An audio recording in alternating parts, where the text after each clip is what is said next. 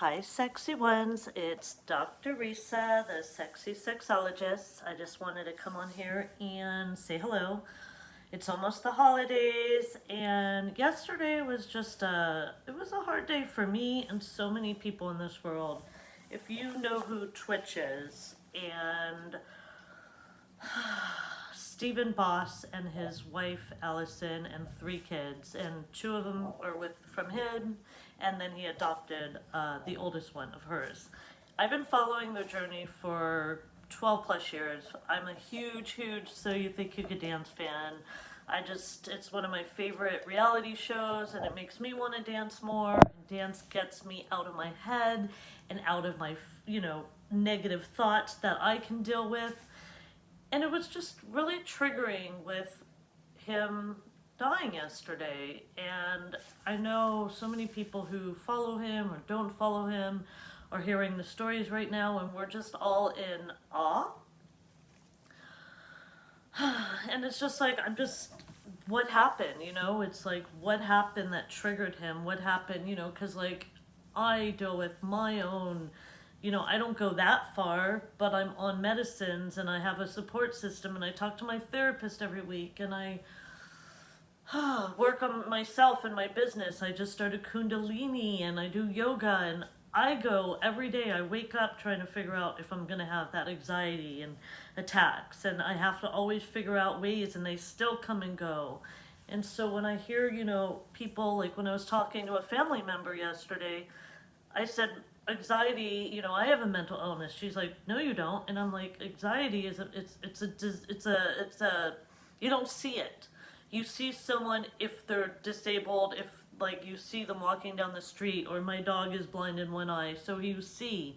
But like, you don't know what we're thinking all day. And whatever happened yesterday or the last couple days, what made him, even with Robin Williams, and he committed suicide, and Anthony Bourdain, and the girl Kate, I had a purse of hers, and like, what can we do to keep our, it better, where we can help others, and how can we help ourselves? And I do the journey about masturbation and the masturbation orgasm tracker, and how can we keep ourselves. For me, I don't like to be up and down. When I was on Adderall, it shut me up, and I was like, let me clean my house, let me finish this, let me get this done. But when I came down, I'd be like, get the fuck away, and not be as nice and polite to others and myself.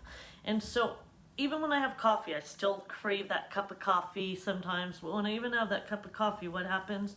I get manic. I get a little like, okay, or I'll be talking to someone or holding that cup and I'll be shaking.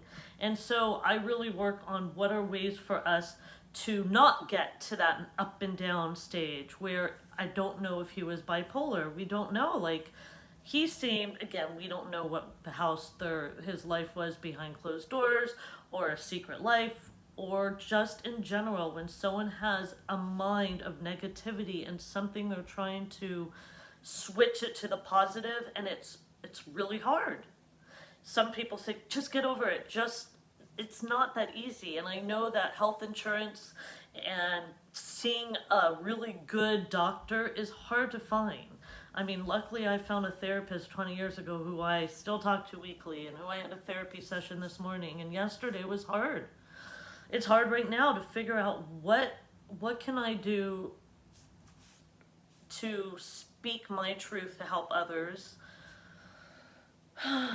and what can we do to know if someone's okay, and how we can be there at that moment when they're weak and lonely and have a mindset that they need to snap out of. It's hard. It's hard. So please give people hugs. I know people weren't hugging that much the last few years, and hugging is so important. Hugging your animals, hugging a stuffed animal. If you don't have, right now my dog is right here. Like, I'm like, hello.